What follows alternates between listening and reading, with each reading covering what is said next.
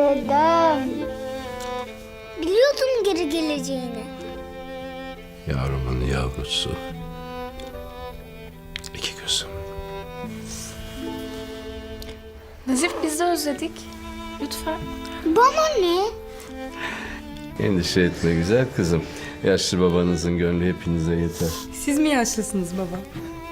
Kaç delikanlı cebinizden çıkarırsınız? Hanım, arada evden kaçmak gerekiyor bak. Kıymetim artmış. Evlatların babalarını John Wayne gibi görmeye başlamışlar. Baba, solmaya korkuyorum. Temelli mi geldin?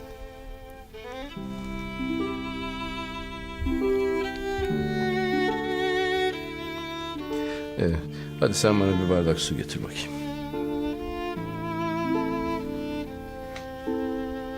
Ben çıkacağım. Öyle cevap vereceksin değil mi? Bak şu eşek sıpasını. 2 günde dili uzamış bunun. Nazif. Hadi. Tamam.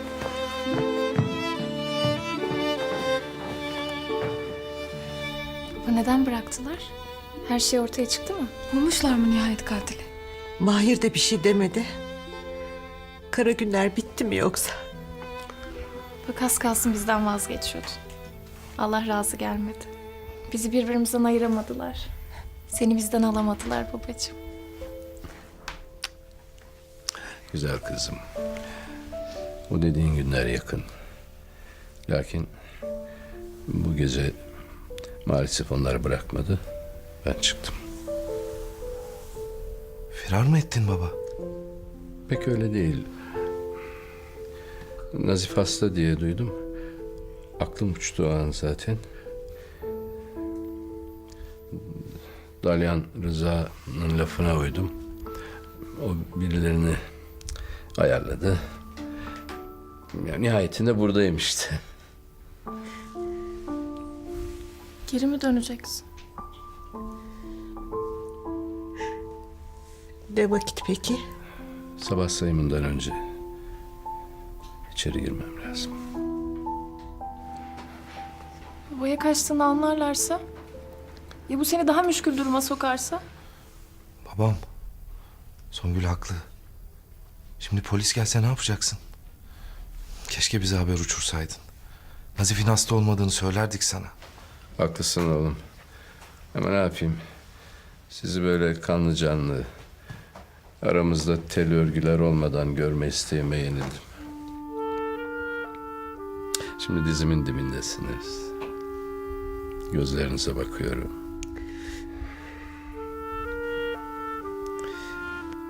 Ellerinizi tutuyorum.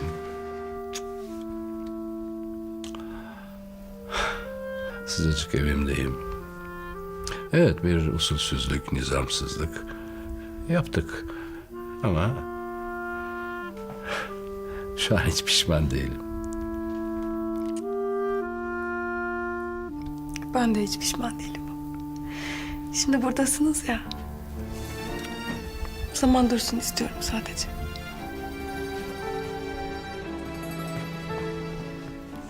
Dede, kardeşimi sevme. Beni sev. Sadece benimle dam ol. Gel buraya bakayım eşek sıpası. Senin adın benim adım. Boşuna mı adaşız biz seninle? İlk göz ağrım, ilk kalp ağrım sensin benim. Esrah mı dede? Esah tabii.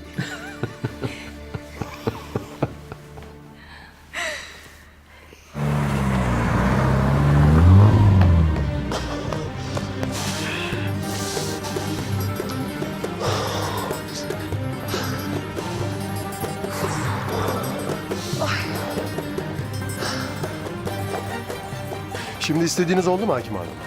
Ben mi suçlu oldum yani? Beni tutmasaydın kaçmazdı adam Feride. Adamı dövmeye kalktın Salih. Ne yapsaydım, geçip kenara izlese miydim? Benim niyetim onu konuşturtmaktı. Bu mudur bunun usulü? Sana söylemiştim. Kendi metotlarını terk edecektin. Kanun ne buyurursa öyle davranacaktın. Kusura bakma ama karşımdaki itin teki. Onun dilinden konuşabilirim ancak. Senin yüzünden adamı kaçırdık. Ne bildiğini de öğrenemedik.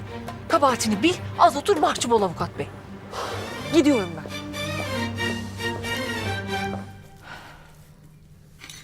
Okulu değiştiği için çok gerginim. Ben de düşündüm 2 günlüğüne Uludağ'a götüreceğim onu.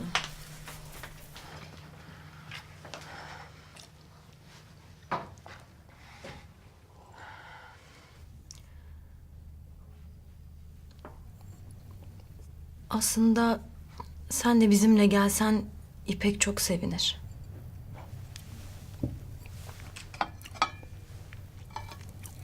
Bakarız.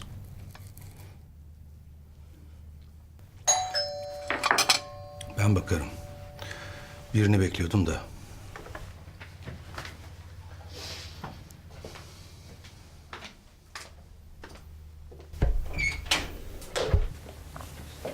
Dosyalar Cemil. Dosyalarımı getirdin mi? Savcı bey, tam arabaya girerken o adam yakaladı beni. Ellerinden zor kurtuldum. Konuştun mu Cemil? Ne dedin onlara?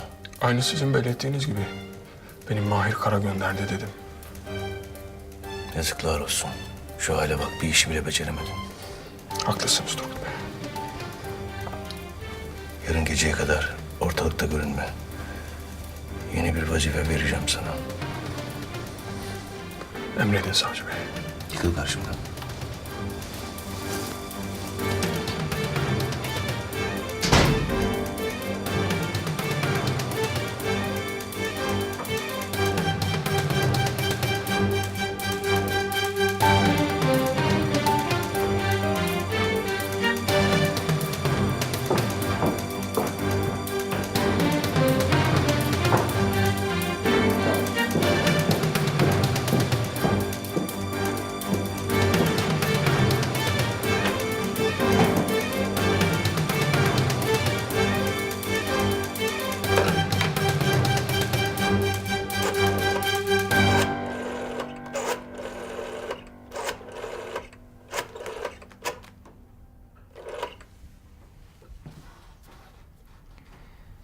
Alo.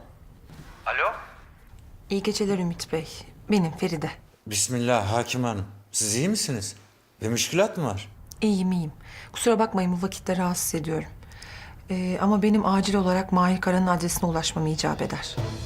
Hatırınızda mı acaba? Vallahi anımsayamıyorum. Lakin Beyazıt'taydı. Ama neresindeydi acaba? Dosyalar da adliyede. Yarın sabahtan baksam çok gecikmiş olur muyuz? Pekala. Yarın sabah ilk iş halledelim lütfen. Mahir Kara ile görüşmeye gideceğim. Nasıl isterseniz Hakim Hanım. İyi istirahatler. Bir mukabele.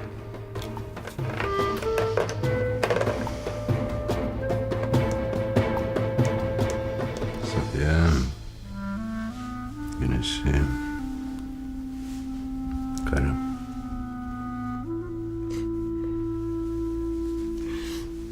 Safiye. Nazif, sana bir şey diyeceğim.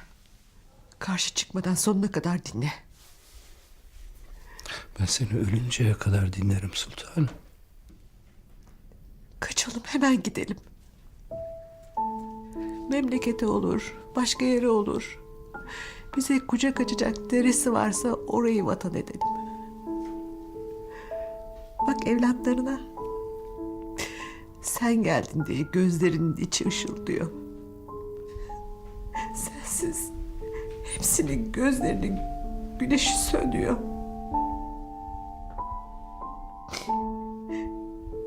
Başlarında babaları varken mutlu onlar. Şurada yaşayacak ne kadar ömrümüz kaldı ki?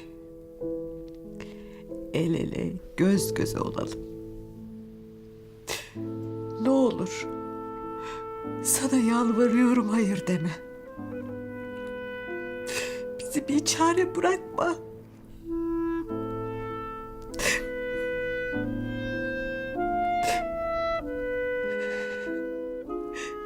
Sensiz bu ev yuva değil Nazif. Ben sensiz kimsesizim.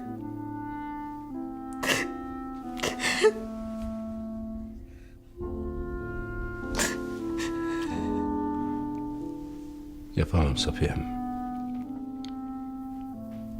Korkak gibi yaşayamam.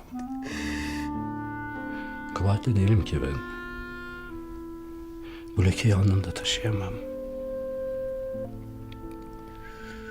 Ben sizi alsam başka diyarlara gitsek bu savaş biter mi? Bitmez. Şurada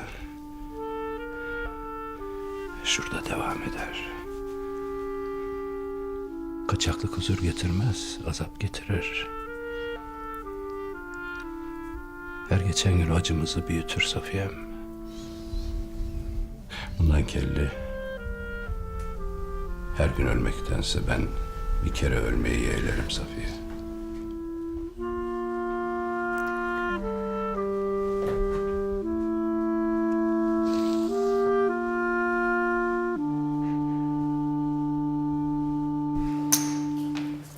Şef. Tekrar.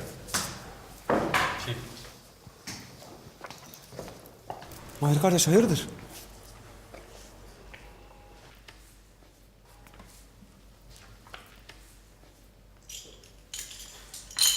Kimin tezgahı lan bu oyun?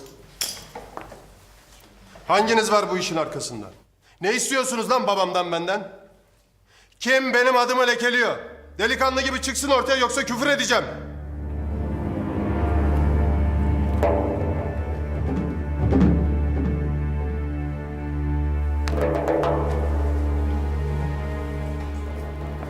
Biz neden bahsettiğini anlamadık. Ayrıntılı anlatayım mı? Mahir kardeş bak şimdi. Lan kardeşin, nereden kardeşin oluyorum ben senin? Hop yavaş ol. Geri bas. Geveze. Hiçbiriniz de ısım değil. Bu işin arkasında kim varsa öğrendiğim gün sülale Mahir, derdin neyse konuşalım. Ben senin yanındayım. bilip de saklayan. Dalyan abi arıyor, acilmiş. Ucu kime dokunuyorsa, kenarında kıyısında kim varsa ben nefes aldığım sürece gün saysın. O kadar.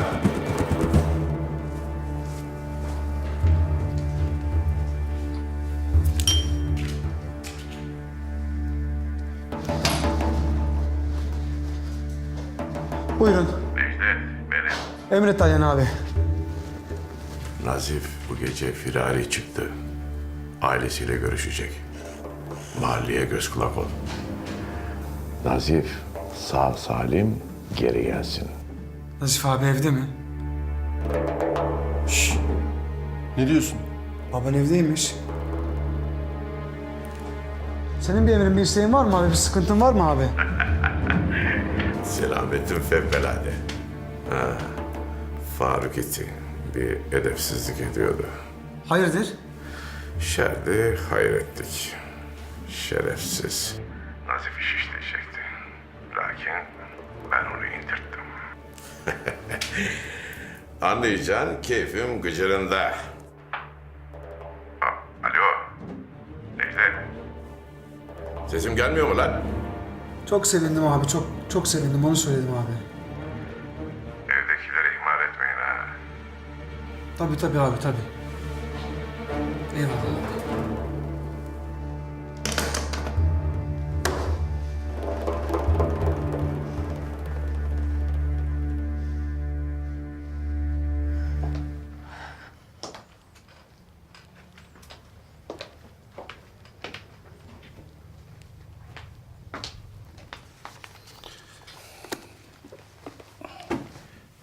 Teşekkür ederim.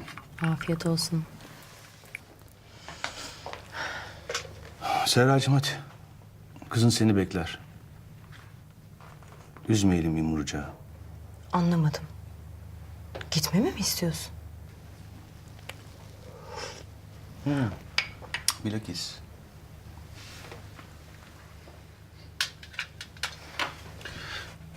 Mafi İpek okul meselesinden üzgün dedin. Biz her zaman görüşürüz cancağızım. Çocuğun hafsalasında annem beni sevmiyor diye yer etmesin. Turgut. Son günlerde o kadar mutluyum ki hiç bozulmasın istiyorum. Bilmukabele sevgilim, bilmukabele.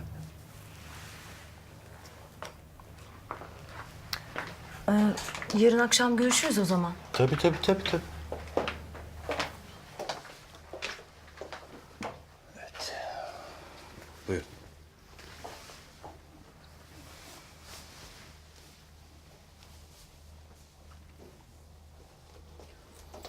İyi geceler.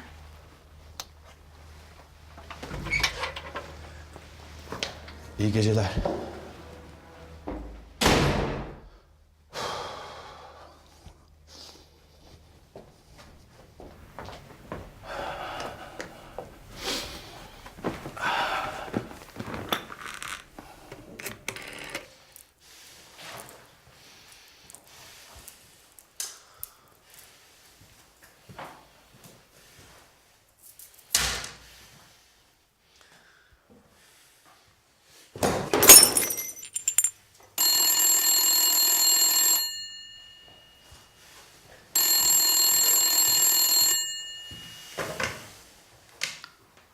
Buyur abi.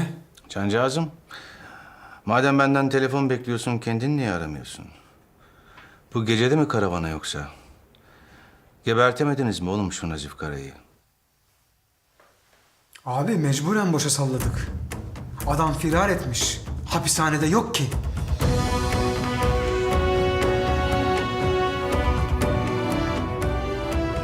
Kapa Necdet, kapa.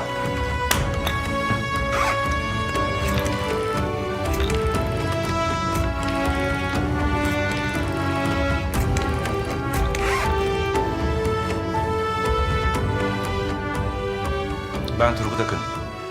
Derhal Nazif Kara'nın evine ekip gönderin. İhbar var. Hapishaneden firar ederken görülmüş.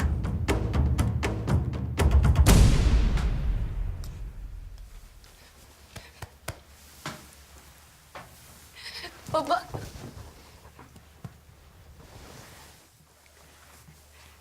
O kadar çok gelmek istedim ki. Kaç kere söyledim Erdal abiye. Soyadımız tutmuyor diye almadılar. Sorma kızım. Mahir'le sizin vaziyetiniz içimde yara. Hevesiniz kursağınızda kaldı. Öyle deme baba. Biz genciz daha. Yine takılır yüzükle. Sen yeter ki başımızda ol. Yüzüklerinizi ben takacağım. Güzel kızım benim. Abimdir.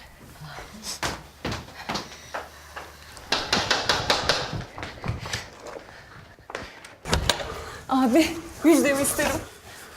Babam burada hala öyle mi? Çok şükür. Hadi gel. Ay abi bir şey de bizden öğren.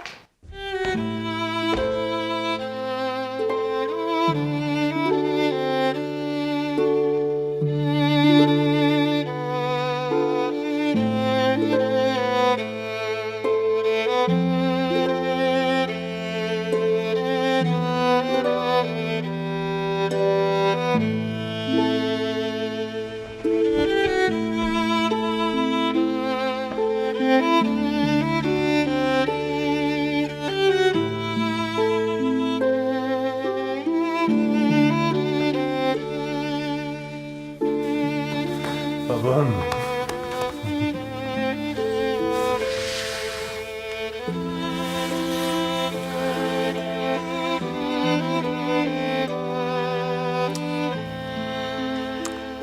Hiç gitmemişim gibi değil mi? Sen onu gel bir de bana sor baba. Senin yokluğun en büyük yoksullukmuş.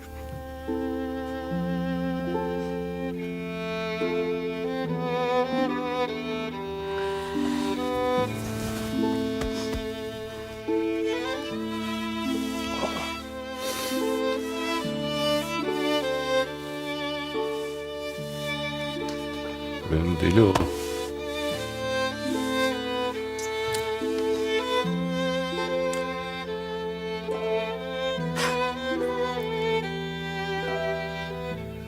O gün geldin ya. Baba yetim kaldım. Dedin ya. Ben ömrü hayatımda bu kadar korkmadım Mahir. Evlat acısıyla sınanmak dar ağacından cehennemmiş.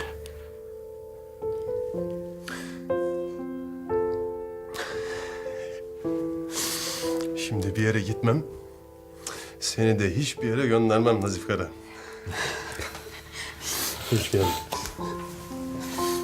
Hoş geldin.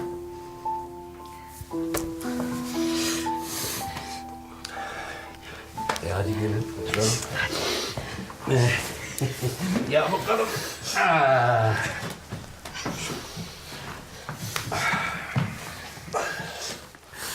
Bir gecelik safamız var. Ayın yıldızın altındayım. Canlarımın yanındayım.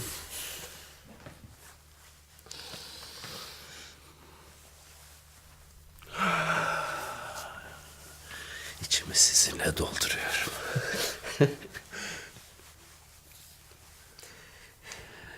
Bu gece benden bahtiyarı yok.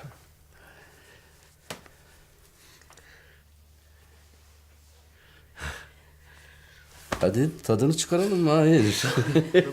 Doğru diyorsun baba. Çocuklar hadi meyveleri getirin. Bir çay da istersin değil mi baba? İstemem mi kızım? İlknur. Hadi çayın yanına hamur da kızartın kızım. Hadi. Ben de yardım edeyim onlara. Evde de aşureler vardı, onları da getireyim mi? Ay sen aklınla bin yaşanır senin. Maşallah.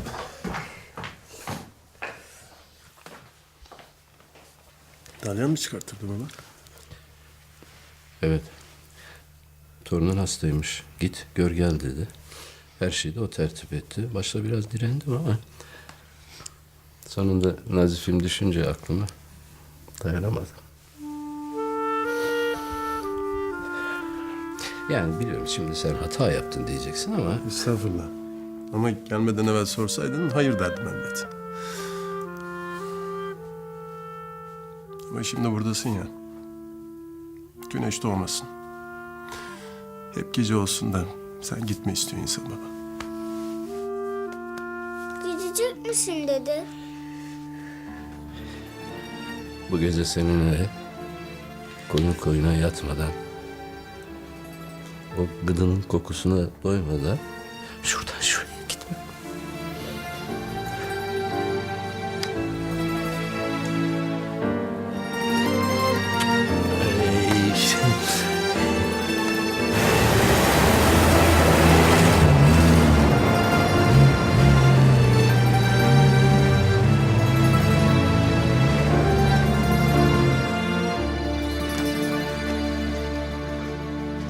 Dayıcığım, dedem bir çayını içseydi sonra bakardık.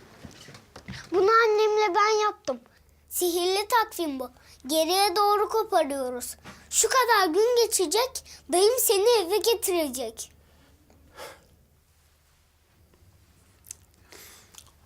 Yalnız seninle bir anlaşma yapmamız gerek efendi. Ne dedem? Deden dönene kadar acele etmeyeceksin.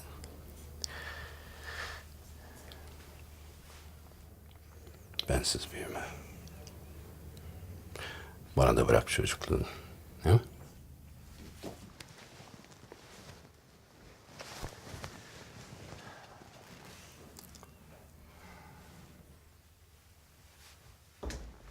Beyler, çayımız demlendi. Hamurlar kızardı. Hadi sizi bekliyoruz. Hadi baba. Açın polis! Açın! Baba? Dedemi mi olacaklar anne? Dede deme sakın. Tamam mı? Saklayacağız dedeni. Anladın mı beni? Kapıyı polis! Aç kapıyı!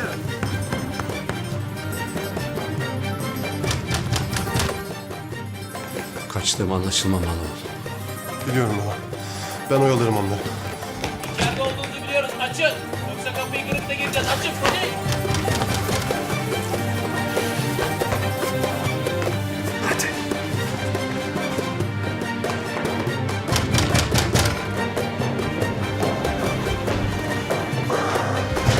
Sakin ol. Sakin.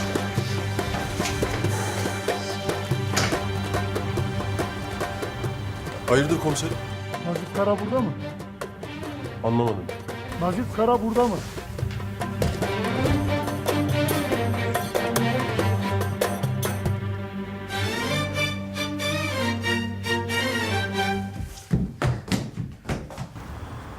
Benim babam hapishanede komiserim. Yanlış yerde arıyorsunuz. İhbar aldık, firar etmiş. Mümkün değil. Öyle bir şey olsa önce bizi arar. Burada yok diyorsunuz yani. Evet yok. O zaman korkacak bir şeyiniz de yok. Çekilin, arayacağız. Ya bu şekilde evime giremezsiniz. Siz bu emri kimden aldıysanız siz gidin o gelsin. Bak sinirleniyorum kardeşim. Çekil, seni de babanın yanına götürürüm. Durun izin vermiyorum. Bu şekilde giremezsiniz izin vermiyorum. Böyle giremezsiniz eve. Oğlum tamam. Arayın.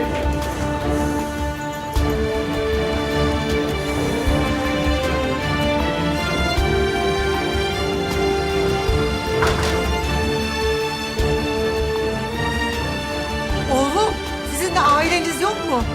Yapmayın Allah aşkına, kocam burada değil.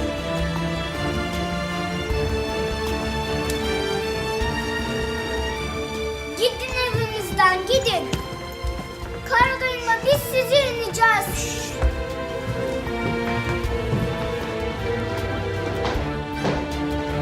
Yatak odam orası benim. Cesedimi çiğner öyle girersiniz içeri. Çekil kenara bacım, yorma beni. Dokunma lan kardeşime. Tamam. Polis Abi, polisin önüme gibi. gel.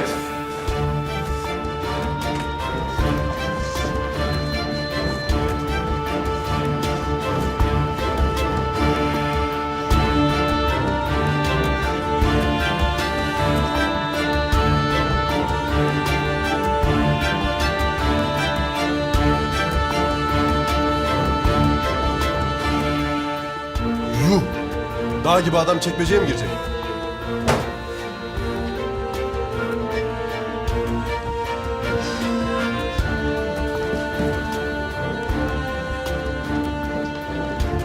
Burada da kimse yok komiserim.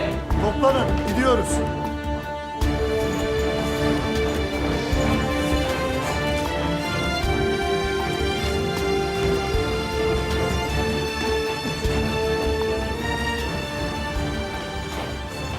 Şayet ihbar doğruysa, kocanızı sakladıysanız sizin de başınız belaya girer.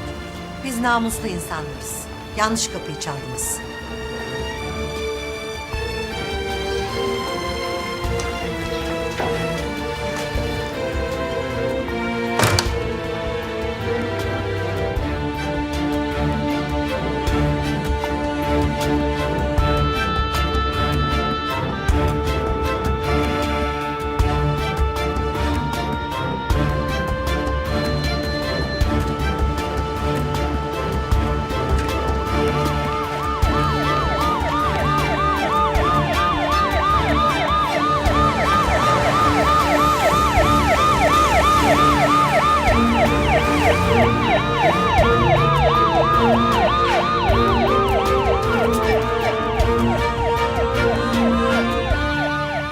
Dedecik gittiler, hiç polis yok, yalvarırım çık.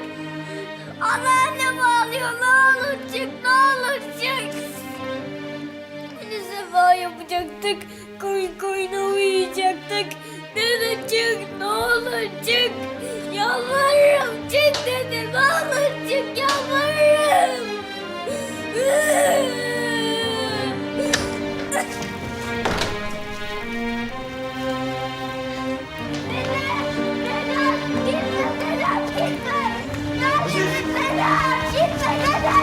Oğlum gel buraya. Çık.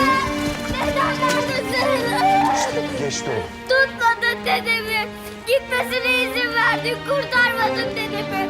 Sen yüzünden, sen yüzünden. Sen suçlusun.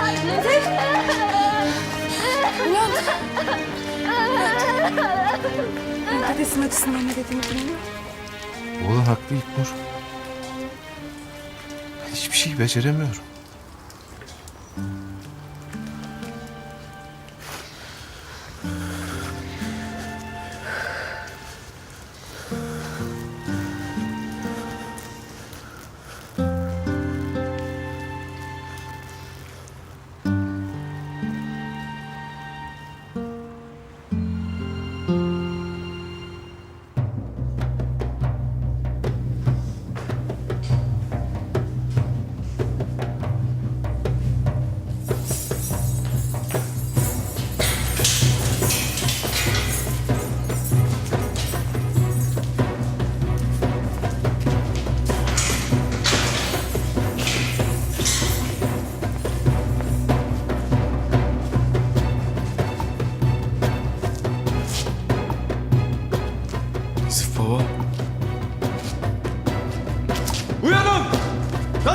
öldürdüler. Uyanın!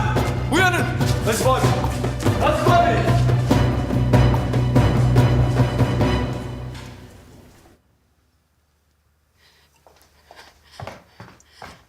Anneciğim. Hadi annem iç şunu. Perişan oldun bak. Sana da bir şey olacak diye korkuyorum. İç anneciğim. Dayım geldi mi? Getirdi mi dedemi? Of Allah'ım of. Ne olur gör bizi. Halimize acı.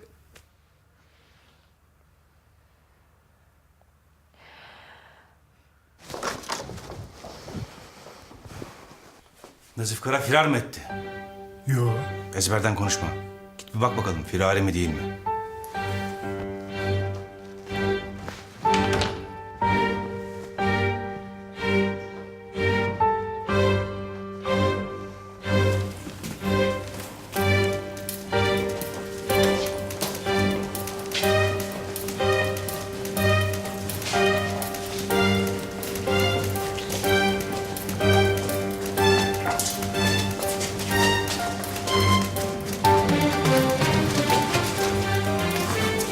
Ne oluyor lan burada? Bağrı değişmiş. Nazif Kara! Nazif Kara!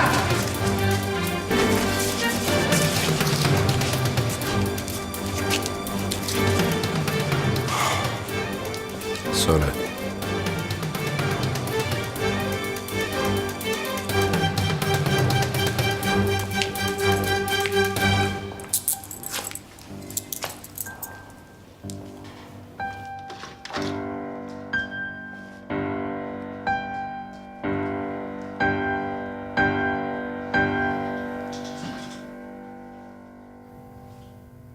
Oturmaz mısın? İyi böyle. Özlemiş misin? Anlamadım. Evini, aileni.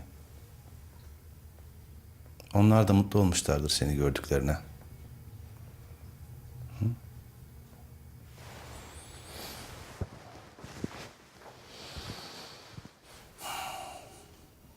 Evine gitmedin mi yoksa? Hı? Seni gidi ihtiyar çapkın seni. Gece neredeydin Nazif Kara? Dışarı mı çıktın?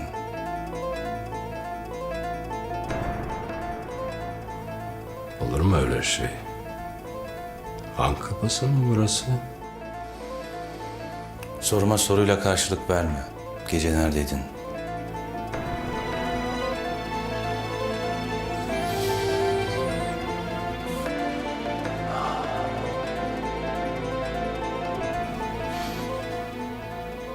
Konuşmaya başlasan çok iyi edersin. Şimdi burada karşınızda olduğuma göre demek ki hep buradaydım. Böyle küçük işlerle uğraşacağınıza Süleyman Yılmaz'ın gerçek katilini bulun. Adaleti yerine getirin.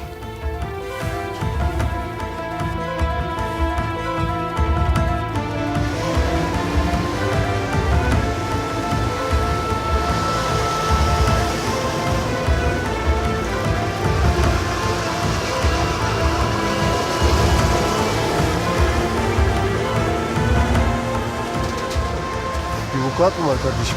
Ambulans falan ha? Ne yapacağım varsa geri çekil. Ne demek ne yapacağım? İçeride yakınım var. Zamiye kapısını açalım. Savcı çıkıyor.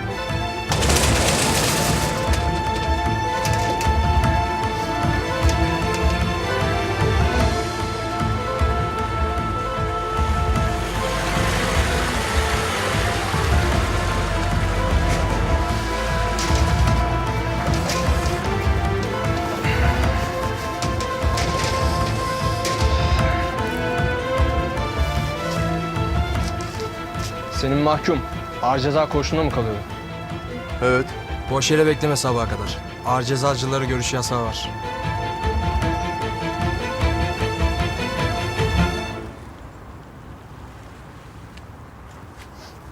Abla. Bak Mahir gelirse, bir şeye ihtiyaç olursa, gece saat kaç olursa olsun mutlaka bana haber ver. Hemen koşar gelirim, tamam mı? Sağ ol Ayten. Sağ ol. Hadi sen içeri geç, hava soğuk. Ben Ayten'i bırakırım. Bir anneme bakayım ben de. Tamam. Hadi.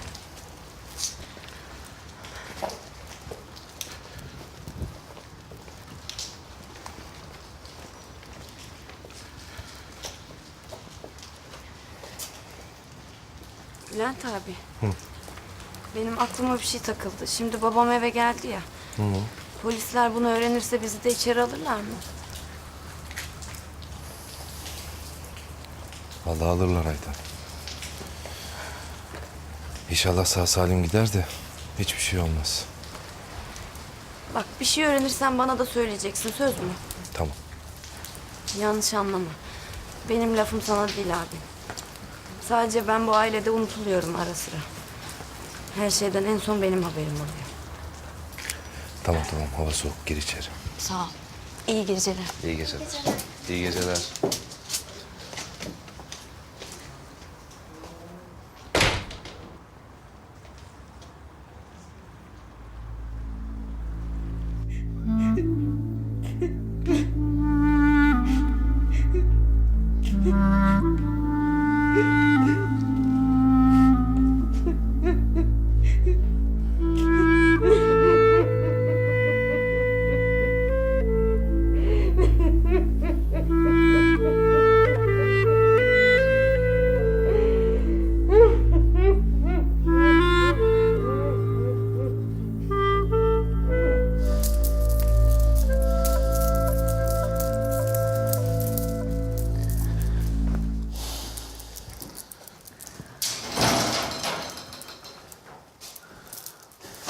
Herkesi gönderdim Necdet. Erken kapattık dedim. Bence bir ayar oldular ama sıkıntı yok. Çocukları gönderdin mi? Hepsini gönderdim. İyi hadi sen de gizlisi var. Emin misin lan? Hadi İbo.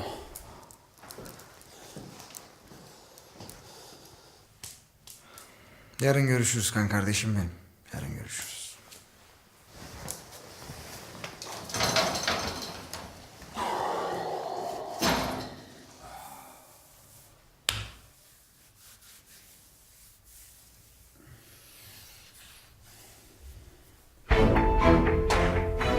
Abi. Ben de seni bekliyordum abi. Yakaladınız mı Kibar Nazif'i? Silahını ver Necdet. Hayırdır abi? Tutuklayacak mısın beni? Ne oluyor abi? Necdet. Silahını ver derhal.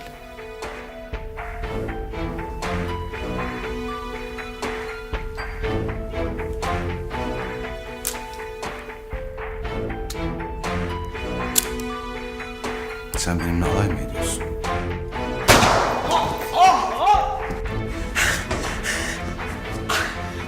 Acıdı mı? Acır. Kurşun kemikleri deldi geçti çünkü.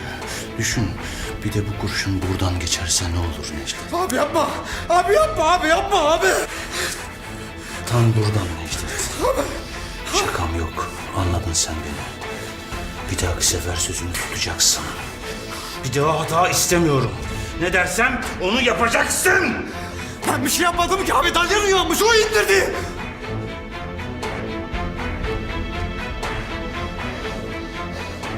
Tebrikler Necdet. Şahanesin. Seçtiğin adamlar şahane. Gerçi ben bile seni seçtiğime göre.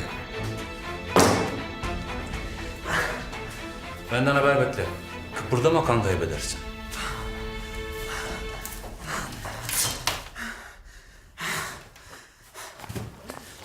Yazıyor. İşçi treninin 610 kişiyle Almanya hareket ettiğini yazıyor. Yazıyor. İşçi treninin bugün Almanya hareket ettiğini yazıyor. Teşekkür ederim. Kerime, bu akşam partide her şey fevkalade olmalı. Geçen sene kızımın yanında yoktum. Bu sene her şey şahane olsun istiyorum. Mehmet Sayın Bey'im, siz ağzınızdan bir şey kaçırmazsanız her şey muhteşem olacak. Bak Kerime, ben kızımdan bir şey saklamaya hiç alışık değilim. Bir dakika.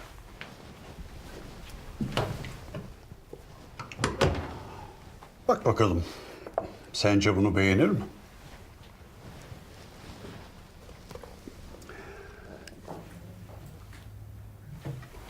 Bir tek Sofya Loren'de varmış. Bir de Feridem'de olacak. Nasıl? Beğendin mi? Sizi bu konuda kim yönlendiriyorsa çok zevkli biri.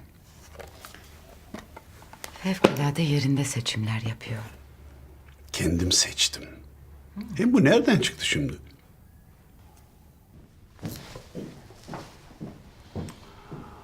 Günaydın. Günaydın Günaydın canım. hayatım. Sen uyandın gün ışıdı. Güzel yüzlüm. Babam benim.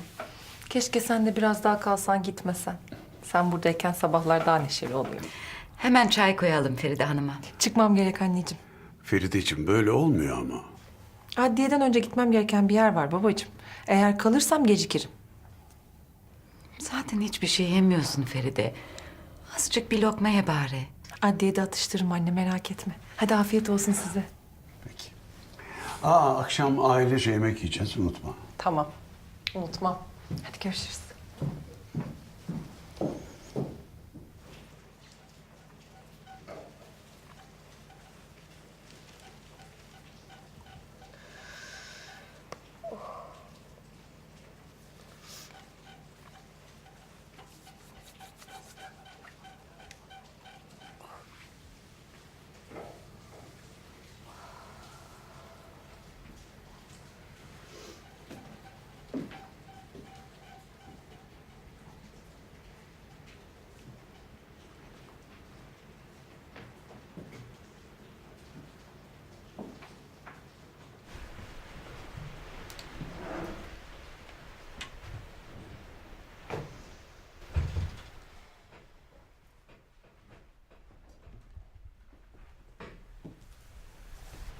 Songül. Canım. Okula gidecek misin bugün?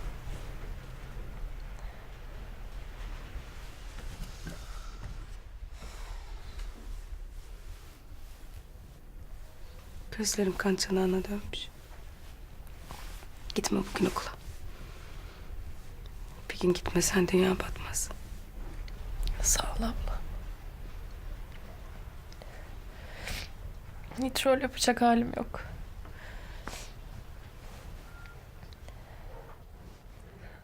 Hala pişmanım. Babamı bırakmayacaktık. Dün gece buradaydı. Evimizdeydi.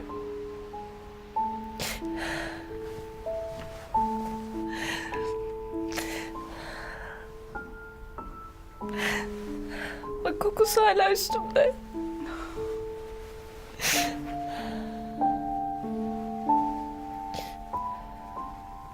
Kaçıp gitseydik buralardan.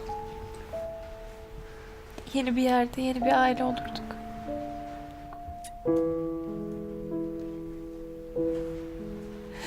Ne güzel olurdu.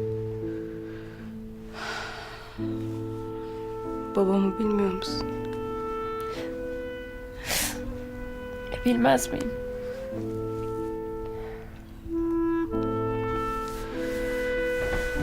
Sen yat dinle. Ben anneme söylerim.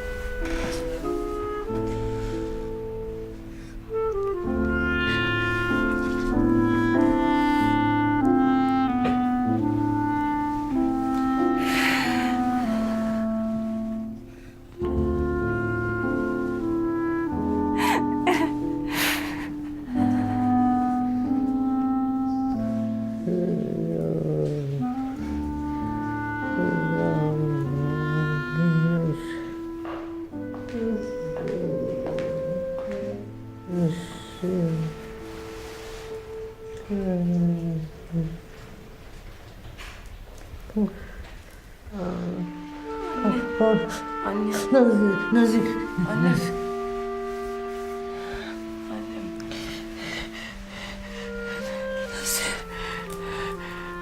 Hadi kalk yerine yat. Gözümün önünden gitmiyor.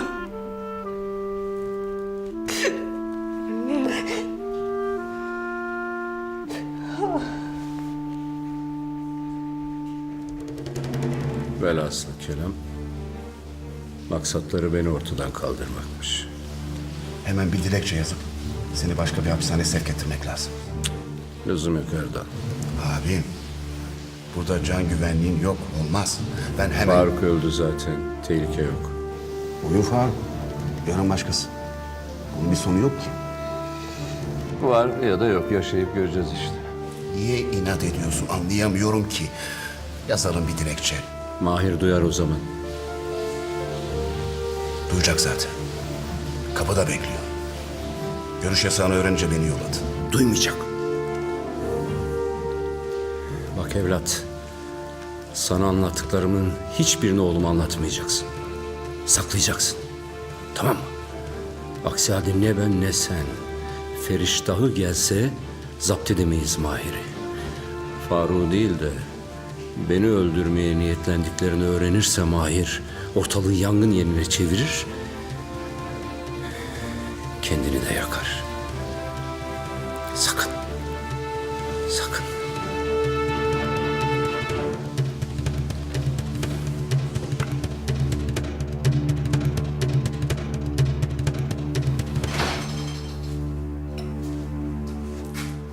Günaydın Barut.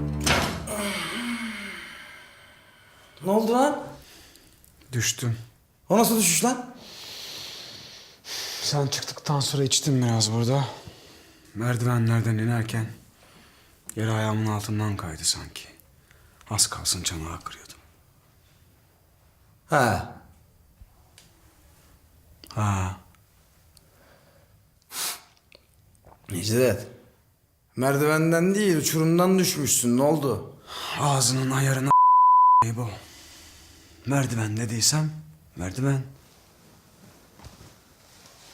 Geçmiş olsun. Geçti.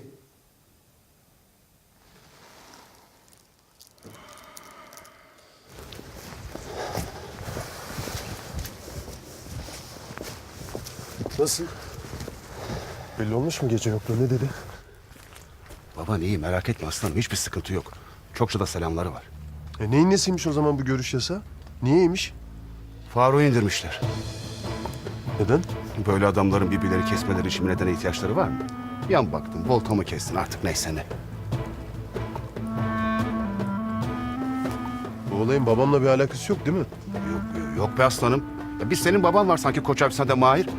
Hem öldüren de yakalanmış zaten. Savcı Turgut o yüzden gece buradaydı desene. Muhakkak. Belki de adama haksızlık ediyorsundur. Neden? Hakikaten kaçakçılar araştırıyor olabilir. Bütün o bir işler çeviriyormuş gibi tavrı, gizemli mizacı bu yüzden olabilir pekala.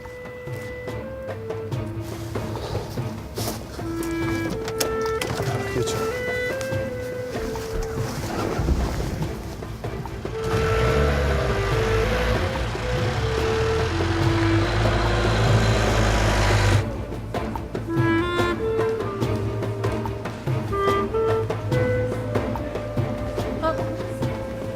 Günaydın Ümit Bey. Günaydın Hakim Hanım. Dün gece istediğimi bulabildiniz mi? Evet, dosyada vardı buldum. Hatırımda kaldığı gibi Beyazıt'taymış. Tamam. Hemen bir kağıda yazıp getirebilir misiniz? Vakit kaybetmeden gitmek istiyorum. Derhal Hakim Hanım. Teşekkür ederim.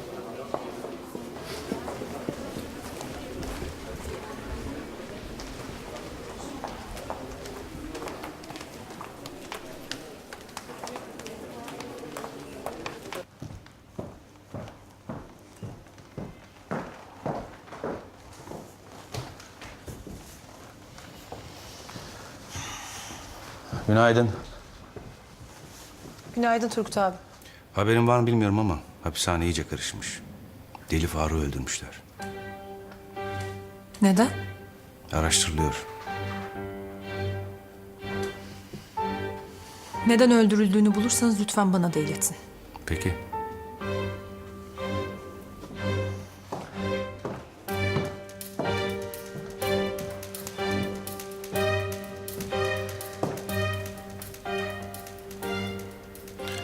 Neden merakını bu kadar cezbetti Feriteciğim?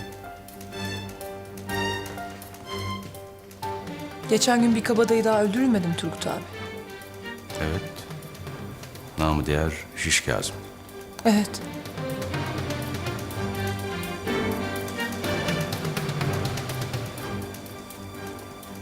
Bir şey mi düşündün yoksa bir şey mi yakaladın? Paylaş benimle. Hadi sen bir şey buldun, anlat.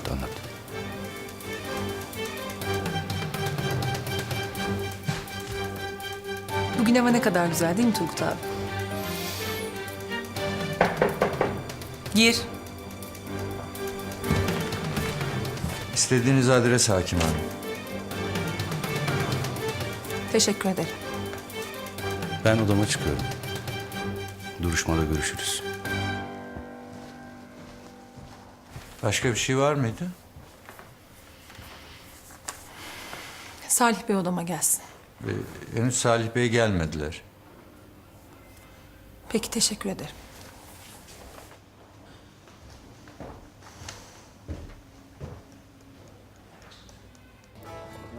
Ağır içinde biten gonca güle minnet eylemem. İçim yandı abi. Ben sen sandım. Koğuşta ayağa kaldırdım. Sonra bir açıp baktım ki... Yani bitim kadar sevmem Faruk'u da. Ne bileyim abi, gene de yazık oldu. Olmaz mı?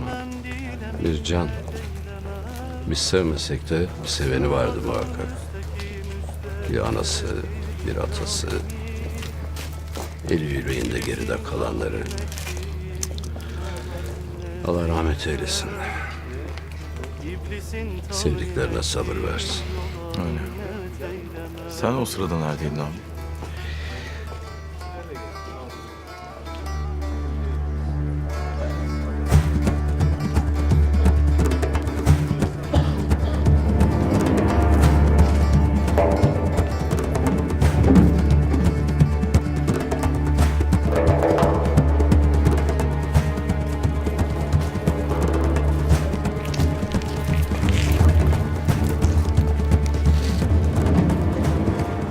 İnce ince hesap yapıp kumpas kurmak ne zamandan beri racondan oldu. Nerede bilek, nerede yiğitlik? Yakıştı mı Dalyan? Yakışmasa da bana bu saatten sonra komaz kibarım. Düşmanımın silahları mert değil ki ben de mertçe vuruşabileyim. Bana yalan söyledin. Torunun hasta dedin, dışarı çıkardı. Öbür türlü sen de mani olacaktın. Adam da seni öldürecekti. Ben de göz yumacaktım, öyle mi? Ben icabına bakardım. Buyurken mi? Yine de böyle olmaması gerekiyordu. Ölmesi mi gerekiyordu illa? Tam da böyle olması gerekiyordu. Faruk itik kazdı kuyuya kendi düştü.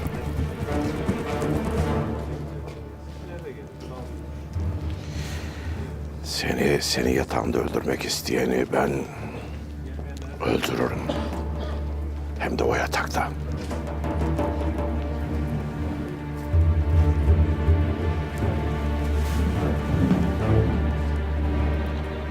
Bu ize iyi bak kibar. Bu benim mührümdür. Andımdır. Bana artık can borcun kalmadı Dalyan. Mezara dahi o boşta gireceğim. Ben seni azat ettim. Hakkımı helal ettim, sen de et. Kardeş kardeşi ne zamandır azat eder oldu.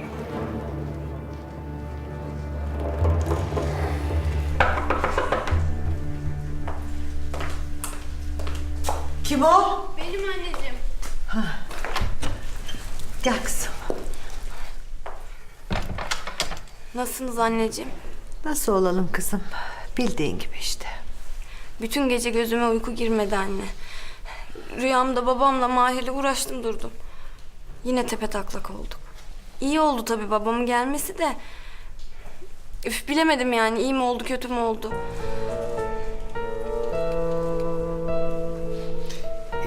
Sen galiba Mahir'i sormaya geldin kızım. Gece geldi, sabah da babasına gitti. Aman iyi değil mi yani ikisi de? Evet iyi şükür. Çok şükür. Allah dualarımı kabul etti. Anne ben çok korktum Mahir'i de hapse alırlarsa diye. Aa. Yalçın abi, bıraktılar mı Halil'i? İlknur, Nazif, Halil geldi. Hadi gelin, oynasınlar. Nasılsın oğlum? İyiyim, sağ ol. Bir şeye ihtiyacınız var mı? Halil! İyileştin mi? Hı. Oğlum, bak doktor amcanın dediklerini unutma, olur mu? Yorulmak, koşmak yok. Ben de yorgunum zaten. Biz de koşmayız. Hanıma yemek hazırlayalım mı? Tamam.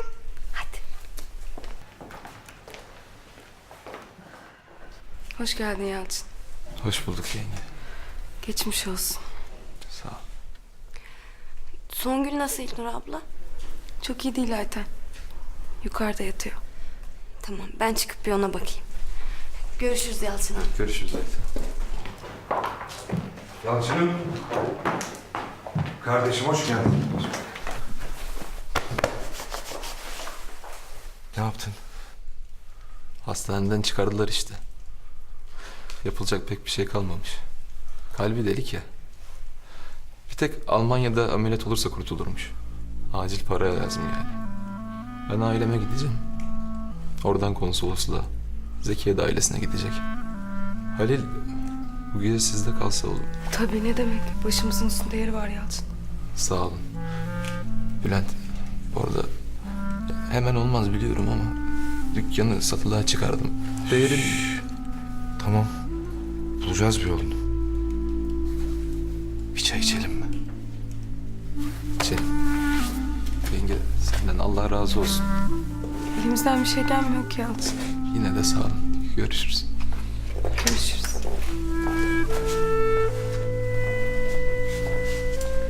Dükkan satılacak, o paralar bulunacak. Nasıl kurtulacak bu çocuk?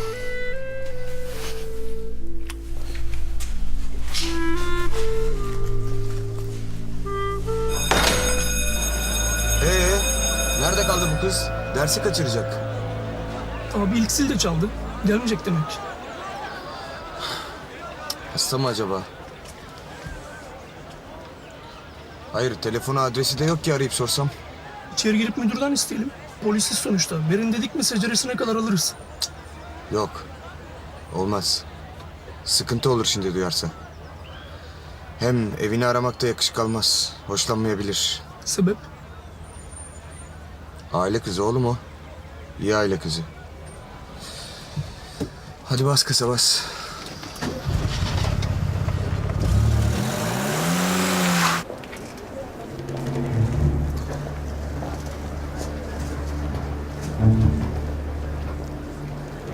Affedersiniz. İyi günler. İyi günler. Kostas Kundura varmış burada. He, Mahir'in dükkanı soruyorsunuz. Az ileride sağda. Tamam, teşekkür ederim.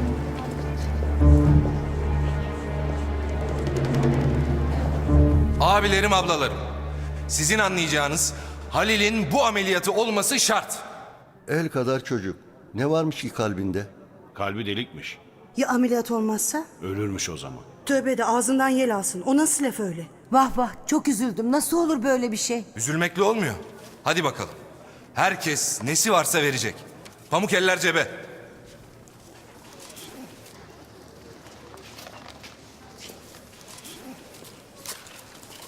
Kızılcıklar oldu mu, senelere doldu mu hey?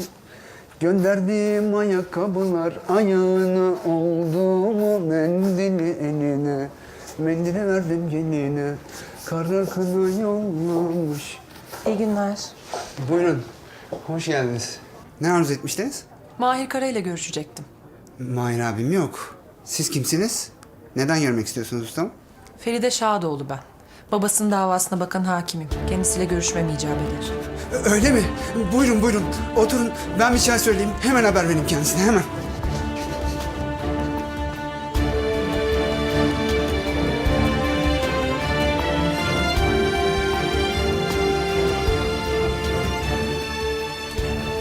Mahir.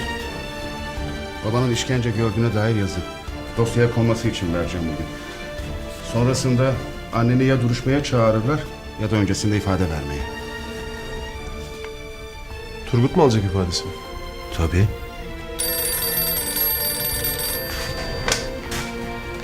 Buyurun. Erdal abi. Hakim hanım geldi. Ustamı görmek istiyor. Mahir hapı yuttuk.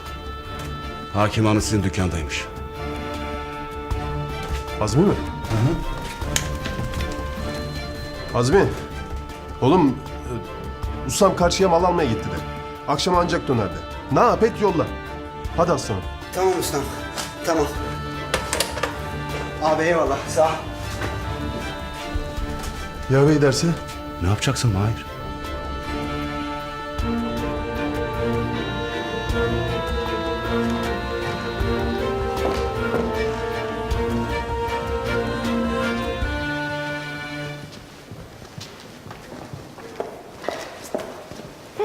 Bahar'cığım. Feride'ye bakmıştım. Çıktı, öğleden sonra gelir. Tamam. Akşama bekliyorum. Niye bekliyorsunuz Kerime Hanım? Feride'ye tertip edilen doğum gün partisine. Benim haberim yok ki Kerime Hanımcığım. Olur mu öyle şey? Turgut Bey atladı herhalde. Neyse. Hepiniz tüm kalem olarak davetlisiniz. Tabii ki gelirim. Ama bak sürpriz. Feride'nin haberi yok. Anlaştık. Turgut Bey odasında mı? Evet, odasında. Tamam cicim. Görüşürüz. Görüşürüz, iyi günler.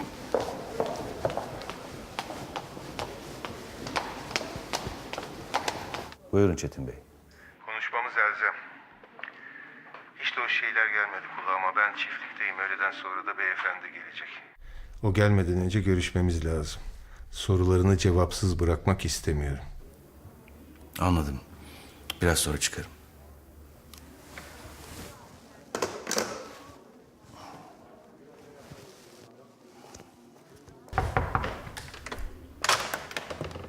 Turgut'cum, müsait misin? Oo, sizin gibi bir hanımefendiye müsait olmamak ne mümkün, ne mümkün. Buyurun lütfen, buyurun. Feride'ye uğradım ama çıkmış. Hiç sormayın. Şu sıralar çok meşgul. Bildiğiniz gibi değil. Ay Turgut'cum, çok heyecanlıyım bu geceki sürpriz parti için. Şaheser bir fikirdi. Teşekkür ederiz sana tekrar. Rica ederim. Feride anlamadı değil mi? Yok canım. Feride'ye ailecek yemeğe gideceğimizi söyledim. Hiçbir şeyden haberi yok. Ama şimdi Bahar'ı gördüm. Partiye davetli değilmiş. Ben Feride istemez diye kimseyi çağırmadım. Hem burada kimseyle samimi değil. İş arkadaşlarıyla rahat edemez diye düşündüm. Feride kırılır buna. Bütün günü burada geçiyor. En yakın olduklarına. Yani en azından kalemindekileri çağıralım. Vallahi gönül koyar sonra. Hayır yani üniversiteden arkadaşları bile geliyor. Haksız mıyım? Düşüncesizliğim olarak addedin derhal. Mamafi, parti bu gece. Çok geç oldu ama ben davet ederim. Olsun olsun sen söyle. Gelip gelmemek onlara kalsın. Hay hay. Kimin çağrılması gerek? Kimin çağrılmaması? Ben hallederim. Sen ne aldın Feride'ye? Özel bir şey mi? Çok özel. Kusura bakmayın Hakim Hanım. Çok beklettim sizi. Anca düştü telefon. Ustam karşıya gitmiş. Sabah evden çıkar çıkmaz mal almaya gitmiş. Ondan haberim yok yani. Akşam anca gelir.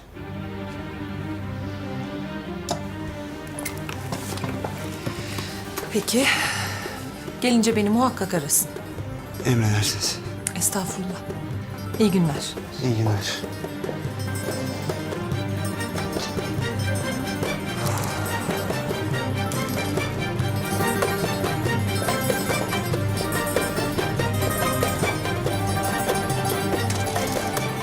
Hayırlı işler. Buyur abla. Bir şey soracaktım. Buyurun yardımcı olalım. Nazif Kara.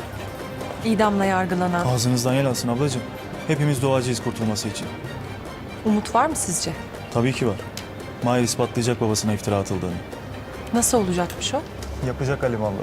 Mahir bu. Bir kere azmetsin yeter. Sevdikleri için ölür bile. Zaten bu püsküllü bela da sevgiden açıldı başlarına. Nasıl anlamadım. Gönül meselesi mi? Yok ablam. Memleket meselesi. İnsan sevdası. Mahallesini korumak için. Pasaja yapılan baskının hesabını sorarken oldu ne olduysa. Her şey o pasajın soyulmasından sonra oldu zaten. Ne soyulması? Hangi pasaj bu?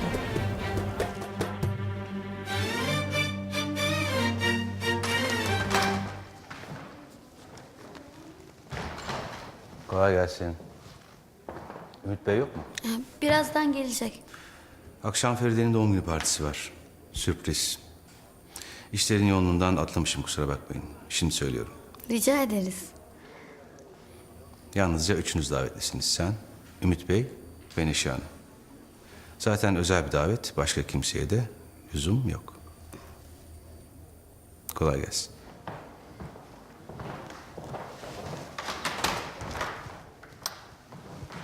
Yeri ve zamanı bildireceğim. Ay ne alacağız biz şimdi? Hala soruma cevap vermedin abi. Hangi soruyu evlat? Faruk öldüğünde sen neredeydin? Keşke burada, koğuşta olabilseydim. Anladım ben seni. Gece gezmelerindeydin. İyi ki burada değildin. Günlerimiz sayılı, zamanımız dar. Sevdiklerimize ne kadar çok sarılabilirsek o kâr kalacak yanımıza. Gezmede değil evlat. Torunun hastanede yatıyor deyince... Abim, babam, maksadım seni sorgulamak değil. Öyle anlaşıldıysa bağışla. Seni bilen bilir. Bilmeyenlere de selam olsun. Ben eminim ki sen onlardan değilsin. Burada olmadığın için de hiç suçlama kendini. Durdurabilirdim. Hasrete yenik düştüm. Bir o var. Bir hasret zaten kolumuzu, kanadımızı, omurgamızı kıran.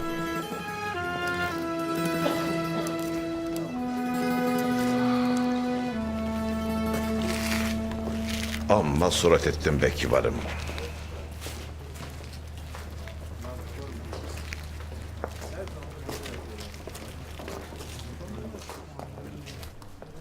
Düşünüyordum. Birinin ölümüne vesile oldum. O kendi başını yedi.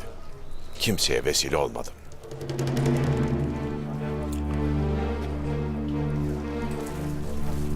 Yoldaşlığından, dostluğundan hoşnutsuzluğum yok Dalyan. Memnunum hatta. Lakin ben senin gibi değilim. Sen hiçbirimiz gibi değilsin. Bu alemde ben dahil bütün kabadayılar sana gıptayla bakar. Bizim kudretimiz zulmümüzden. Ama senin kudretin yüreğinden, haysiyetinden. Estağfurullah. Diyeceğim o ki... bir daha böyle mevzularda beni tufaya düşürme. Hayatımda kimsenin sebebi olmadım. Ah almadım. Temiz yaşadım. Temiz ölmek istiyorum. Gene de sırt sırta mıyız Nazif? Sen onu de bana. Kavgada sırt sırta olunur. Şu anda yan yanayız. Öyle değil mi?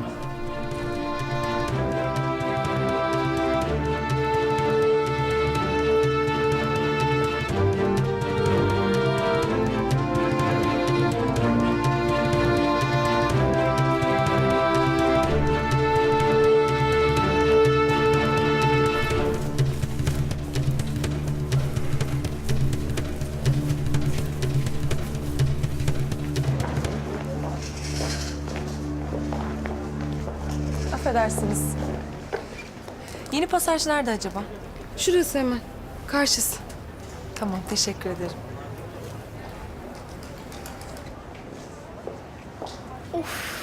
Çok güzel kız. Ayıp. Nereden öğreniyorsun bu lafları?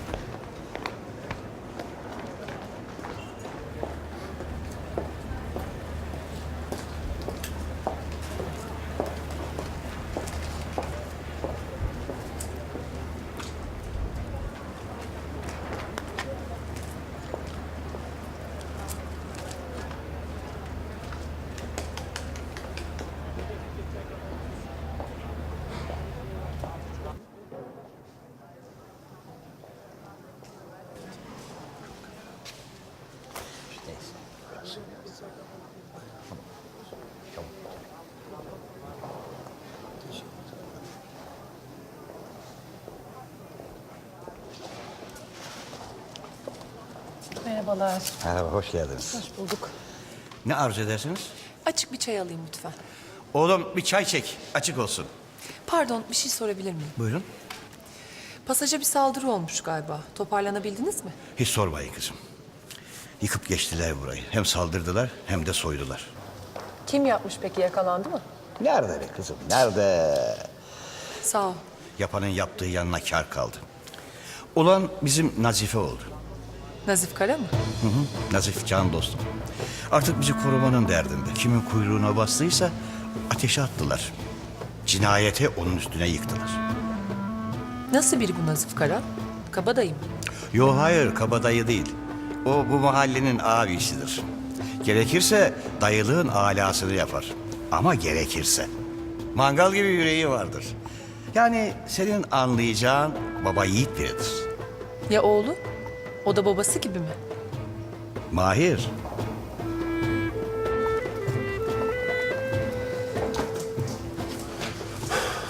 Gitti mi Azmi? Gitti ustam gitti. Ama pasaja gitmiş. Önce İsmet abiyle konuşmuş, sonra pasaja gitmiş.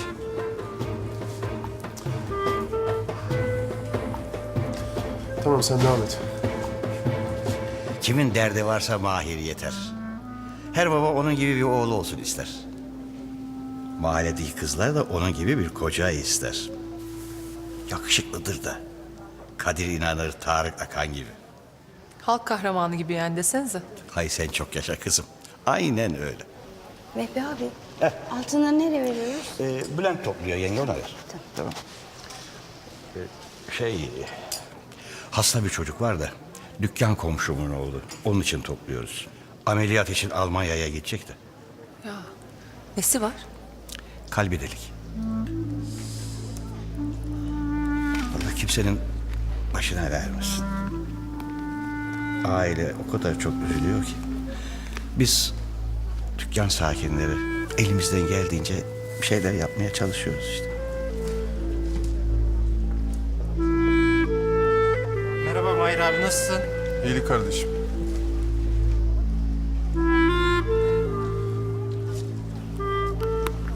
Bu da benden olsun. Lütfen.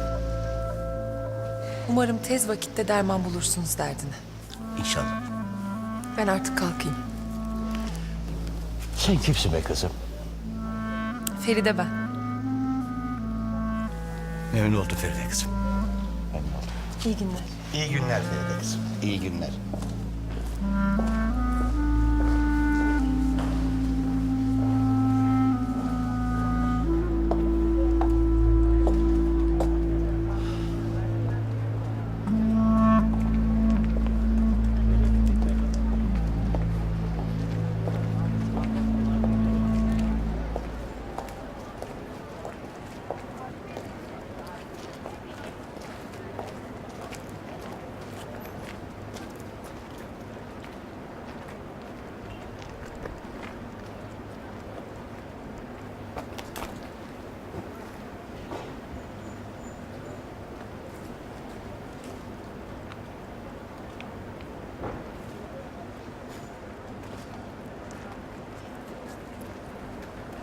Sen beni mi takip ediyorsun?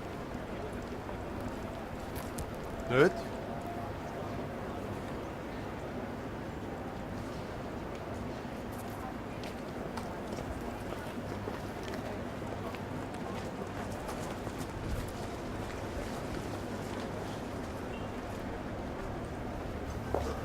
Hani birlikteydik bu yolda.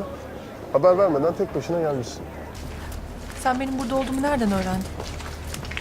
Sen de Mahir Kara'nın peşindesin. O zaman şimdi ben de sana sorabilirim. Hani birlikteydik bu yolda? Feride, adam tehlikeli. Peşimize birini takmış. Ben seni korumak için haber vermeden geldim.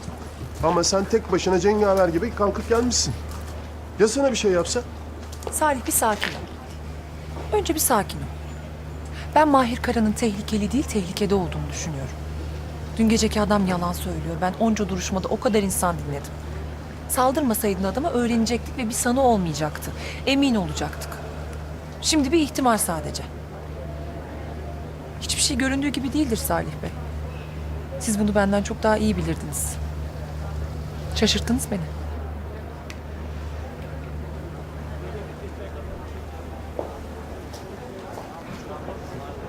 Feride.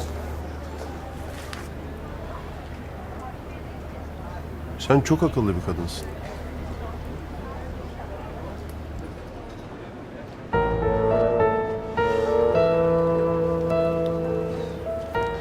Acıkmadın mı? Acıktım çok. Şurada yiyelim işte. Başka yer yoktur herhalde. Bak şimdi aklıma geldi. Sana sürpriz bir yemek ısmarlayacağım. Gel. Ne sürprizi? Adı üstünde sürpriz. Biraz yürüyeceğiz ama. Tamam. Evladım, sen ne büyük sevap işliyormuşsun. Gelinim söyledi. Hemen açtım sandığı, kaptım geldim. Al yavrum. Allah senden razı olsun Mehpare teyze. Bir şey değil yavrum. Helal hoş olsun Halil'imize. Dur Mahmut abi sırayla hele şunları bir kaydedeyim de. Ver.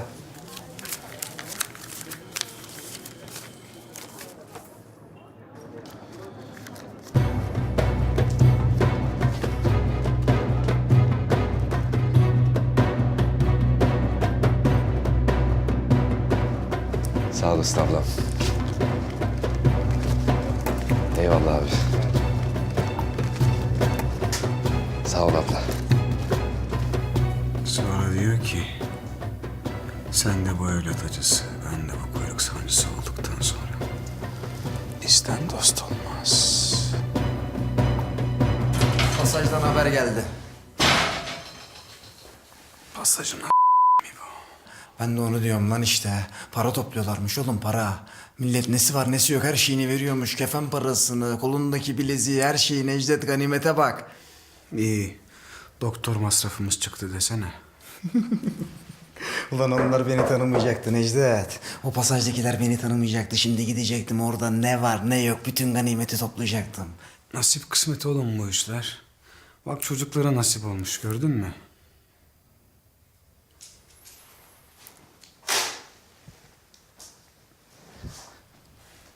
Maske takacağım lan. Oldu. Yakalanınca ne olacak? O maske çıkınca? Sıfatın ortaya çıkınca ne olacak? Mahir tepemizde. Niye rencide ediyorsun lan şimdi? Niye ayağının acısını benden çıkarıyorsun? İbo git bana buz getir. Ayağım sızlıyor. Git.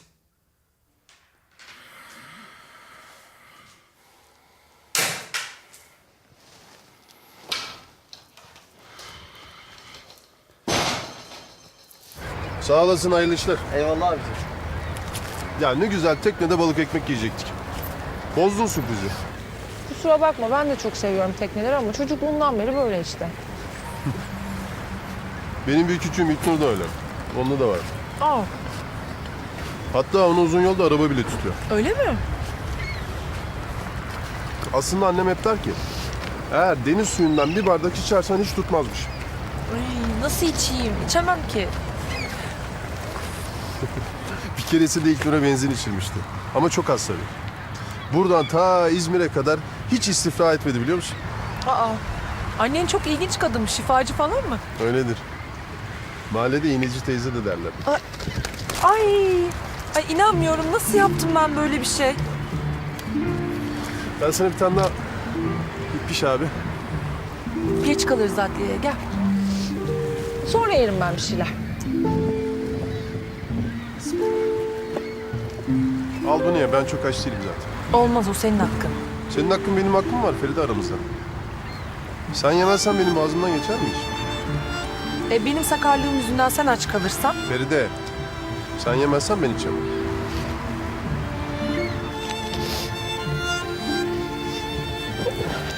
Peki. O zaman şöyle yapacağız. Yarı yarıya yiyeceğiz.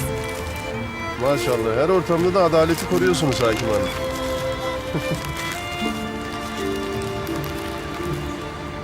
Salih, bir pasaj varmış. Ben bugün gidip esnafla konuştum. Bir soygun olmuş. Esnaf diyor ki her şey o soygundan sonra başladı. Nazif Kara'nın tuzağa düşürüldüğünü düşünüyorlar. Ama dosyada bununla ilgili hiçbir şey yok. Ben diyorum ki bu olayın Nazif Kara ile bir bağlantısı olabilir. Sen ne dersin?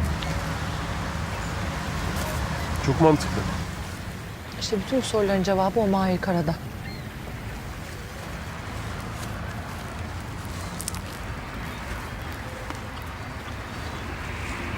Çok lezzetliymiş bu arada.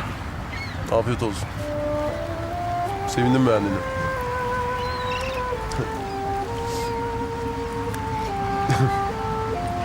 Orada ekmek kaldı da.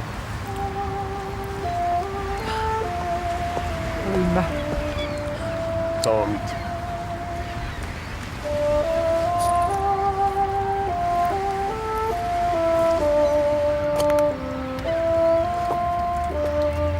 Feride, Aa, Özkan? bugün şanslı günüm. Başıma gelen en iyi şey seni görmek oldu. Tanıştırayım Özkan. Memnun oldum. Kocası mısınız yoksa? Yok yok. Salih benim arkadaşım. Avukattır kendisi. Alyansın olmadığına göre zaten evlenmemişsin demektir.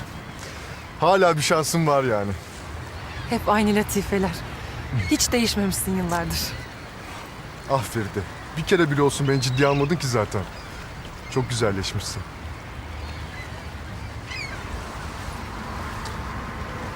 Feride, adliyeye geç kalmayalım istersen. Evet haklısın. Ya artık tamamen buralardaysan mutlaka görüşelim. Tabii. Görüşürüz. Tamam. Memnun oldum. Ben de. İyi günler. İyi günler. İyi günler Özkan.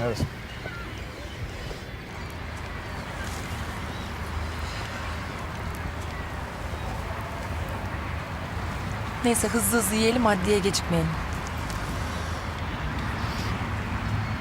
Okuldan mı? Ne yaptınız? Biraz müstesni bir kişilik. Neşeli geçmiş öğrenciliğiniz belli ki. Yakın mıydınız? Yok canım. Bir iki derse giriyorduk birlikte, o kadar.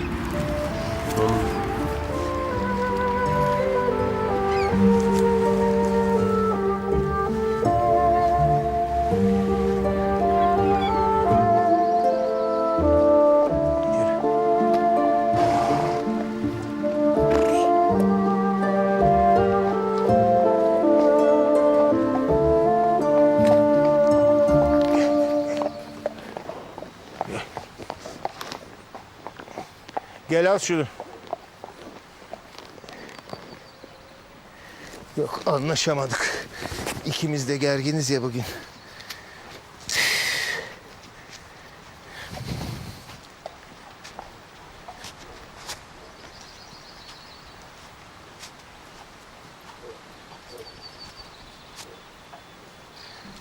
Bekledin mi çok? Önemli değil. Sen yılkı atını bilir misin Turgut? Ve yaşlı, kimsesiz atları salı verirler, işe yaramayan atları başıboş, tek başına. Dağa, bayıra, ormana. Ecelini bulsun diye. Sahibi kıyamaz öldürmeye. Salı verirler. Allah razı olsun Bülent. Sen ön ayak olmasaydın kimse akıl edemezdi bu işi. Estağfurullah Esat emmi. Ben ne yaptım ki? Konu komşu sahip çıktınız hepiniz. Onu bunu bilmem. Senin gibi iyi niyetli insanların yüzü suyu hürmetine dönüyor bu dünya. Sen dünyayı döndürebiliyor musun baba? Süpermen gibi. Süpermen olamasam da arkadaşını kurtaracağız. Nasıl? Almanya'ya ameliyat ettirmeye göndereceğiz. İyileşip geri gelecek. Eskisi gibi koşup oynayabileceksiniz. Babam benim, Süpermen babam. Babaya da bir kağıt helva ısmarlayalım mı? Tamam. Gel bakalım. İyi madem. Sahile ineriz. Birer çay içeriz. Olur. Halil'i de alalım mı? Beraber sahildeki salıncaklarda sallanırız. Halil yorgun ya şimdi. Uyusun dinlensin o biraz. Sonra da bir tane kağıt helva alırız. Uyanınca yer. Olur mu? Tamam. Yalçın konsolosluğa gitti. Bunları anca yarın teslim edebilirim. Bugün burada kalmaları daha güvenli. Nasıl istersen.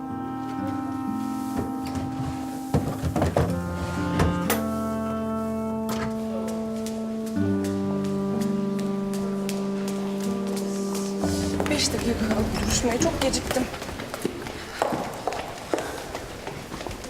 Ha Salih, çıkışta hiçbir yere kaybolma. Mahir Kara'nın evine gideceğiz. Adam gelmiştir herhalde. Fizan'a gidecek değil ya.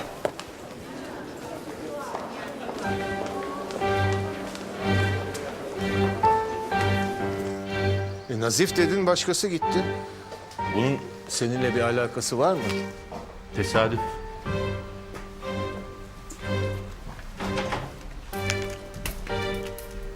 Acı bir tesadüf.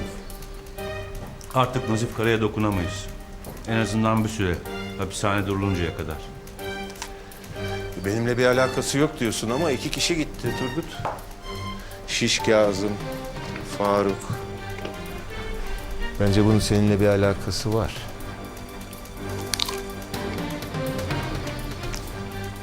Yok, yanılıyorsunuz. İyi, o zaman akşam Feride'nin doğum günü var, orada kendin anlatırsın beyefendiye. Mehmet Sahin Bey çok gergin. Onu sebepler değil, sonuçlar ilgilendiriyor. Umarım yedekte bir planın vardır. Benim her zaman planım var Çetin Bey. Yoksa çoktan tepetaklak olmuştum. Size iyi dinlenmeler. Ben işimin başına döneyim.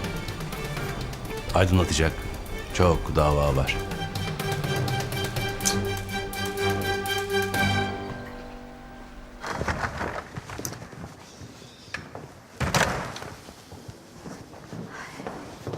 Yaz parmaklarım kırıldı vallahi. Heh.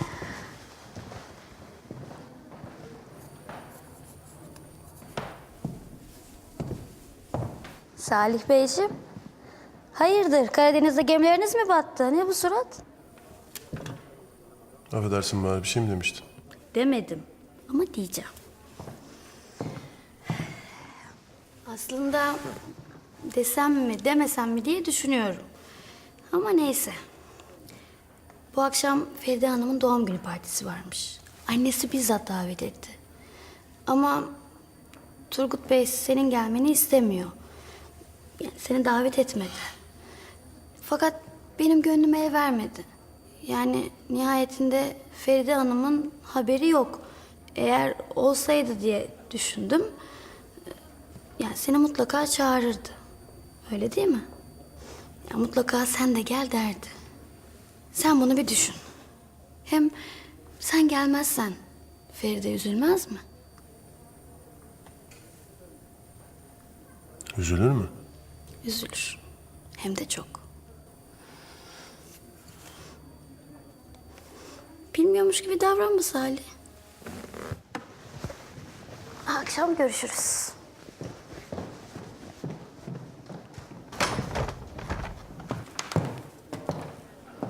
Salih Bey, ben hazırım. Hadi gidelim. Dışarıda bekliyorum sizi.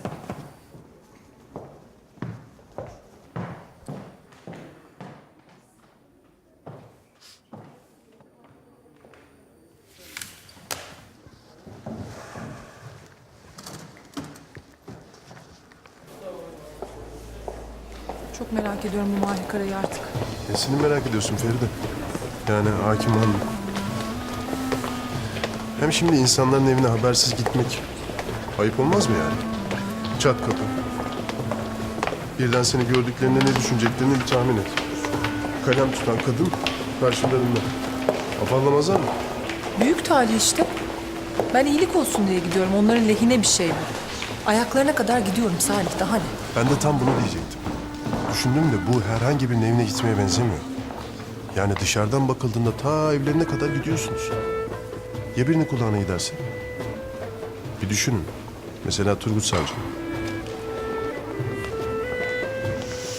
Bunda haklısın işte. Var mı peki bir önerin?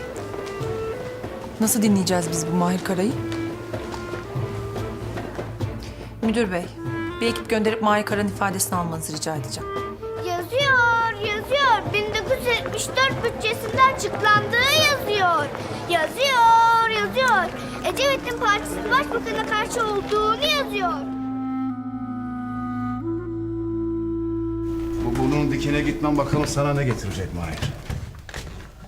Başka bir ihtimalim yok abi. Vallahi bilmiyorum artık ama ürküyorum. Ürkme. İyi olacak. Hadi eyvallah.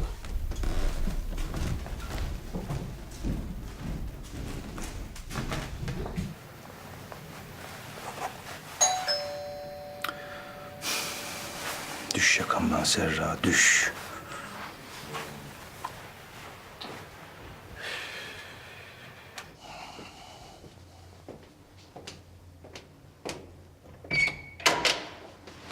Bil bakalım sana ne yaptım. Kuvvetle muhtemel bayılacağım bir şey ama ve lakin vakitsiz yapmışsın. İşim var, çıkmak üzereyim. İş için biraz fazla yakışıklı değil misin? Bence sana öyle geliyor. Gerçekten işim var. Ama yarın akşam seninim. Peki. Yarın akşam o zaman. Al bunu dolaba koy. Bozulmasın.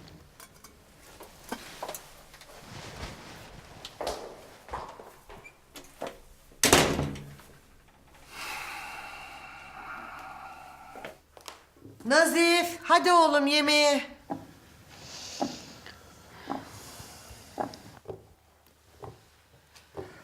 Asmayın öyle yüzünüzü. Babam bir daha geldiğinde geri gitmeyecek. Babamı öyle görmek bize iyi gelmedi.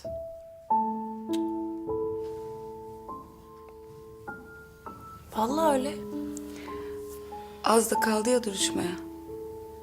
Korkuyor işte insan. Kardeşim her şey iyiye gidiyor. Erdal abiyle bayağı bir mesafe kat ettik. Göreceksiniz bak. Babam bu eşikten adımını özgür bir insan olarak atacak. Göreceksiniz. İnşallah. Ha şöyle ya. Ver o zaman oğlum tabağını. Yok annem benim işim var bir kalkmam lazım.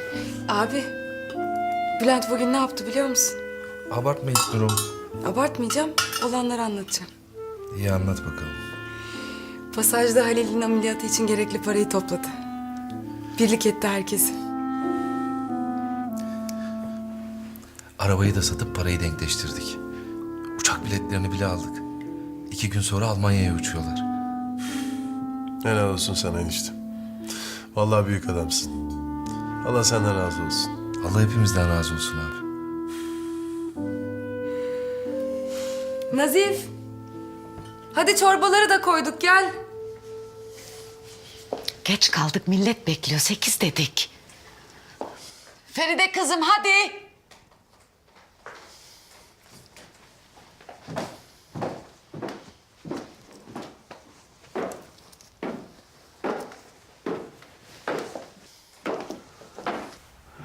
Pırlanta gibi görünüyorsun yavrum. Senin yanında her şey sönük kalır. Babacığım. Canım. Anne sen ısrar ettin diye giyindim ama fazla abartılı olmadın mı? Hayır hayır, çok güzel oldun. Gecikiyoruz, hadi gidelim. Hayır anlamadım ki ben kime geç kalıyoruz. Hepimiz buradayız. Acıktık biraz. Hadi gel.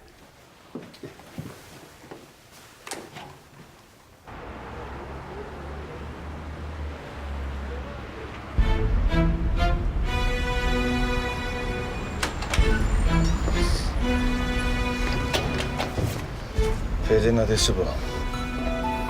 Evde kimse yok. Çalışanlar da izinli. Ama sen elini çabuk tut.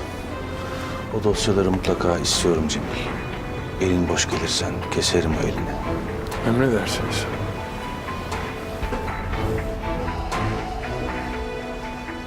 Bunu da eve bırak. Görülebilecek bir yere. Mahir Karan'a mı? Ta kendisinin.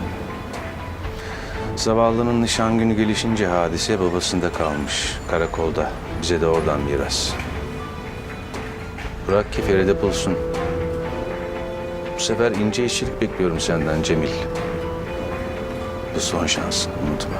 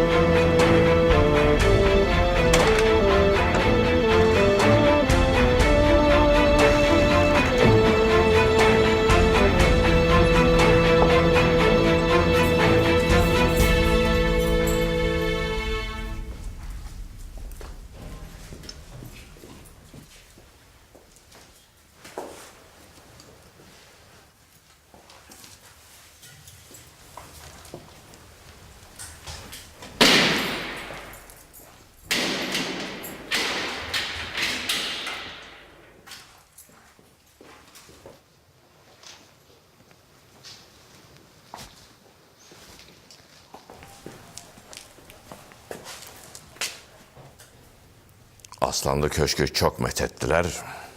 Biz de geldik.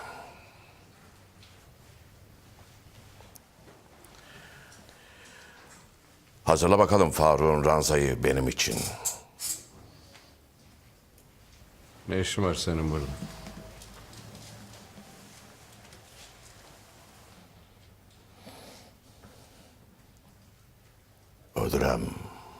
Öldürem kardeş. Aklım sendedir. Mahsus mahal derler. Kaldığım zindana.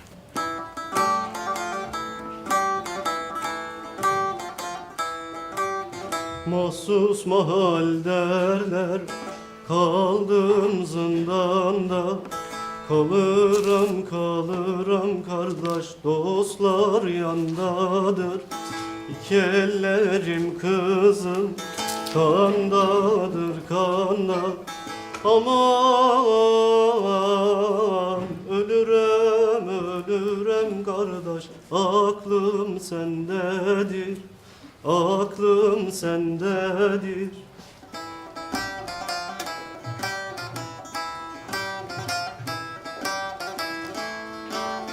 Mahsus mahal derler, kaldım zindanda. Kalırım kalırım kardeş, dostlar yandadır. İki ellerim kızım kandadır kanda. Aman ölürem ölürem kardeş, aklım sendedir. Aklım sendedir.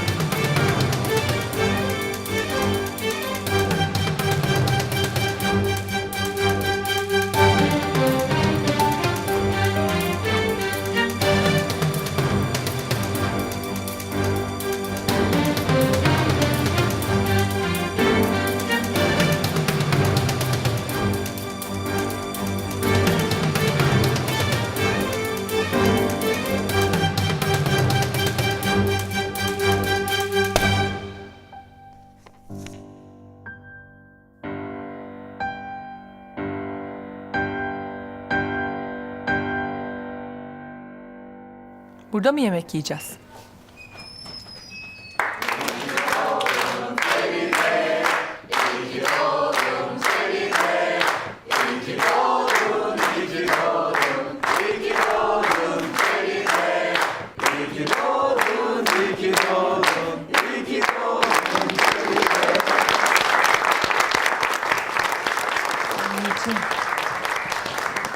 Nice yıllar ya.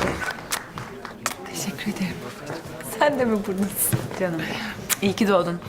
Çok teşekkür ederim. Çok güzel olmuşsun. Çok sağ ol. Yeni yaşı mutluluklar getirsin. Teşekkür ederim. Güzel günler görürsünüz inşallah hakim. Çok teşekkür ederim Yiğit Bey. Teşekkür ederim.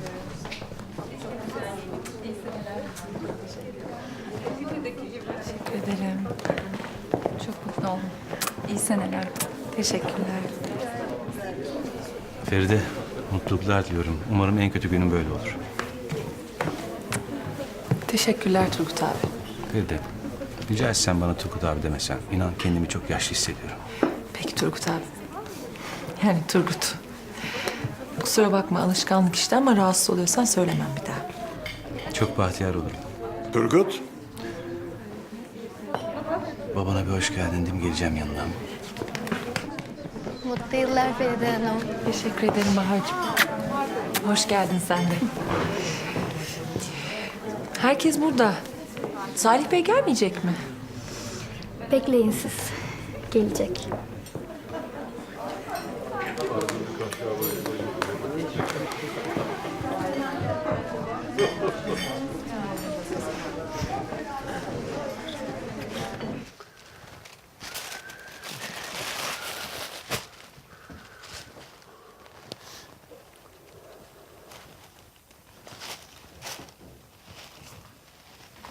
Kime bu hediye? Bir arkadaşıma. Nasıl bir arkadaşmış bu? Kerata. İyi bir arkadaş. Kim o? Açın kapıyı polis. İyi geceler. Mahir Kara'yı arıyoruz.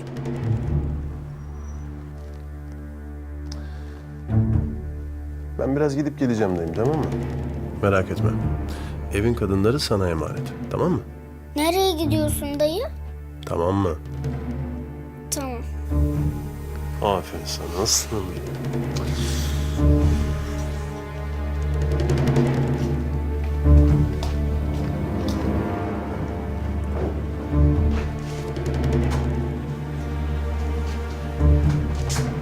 Ne istiyorsunuz oğlumdan? Karakola gelecek. İfadesini alacağız. Kardeşim ceketim geçse. Hadi kardeşim. Oğlum. Oğlum ne vardı? Meraklanacak bir şey yok anne.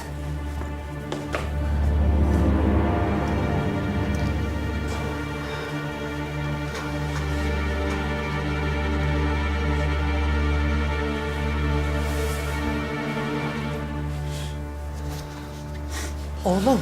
Siz hiç çıkmayın dışarı. Merak etmeyin.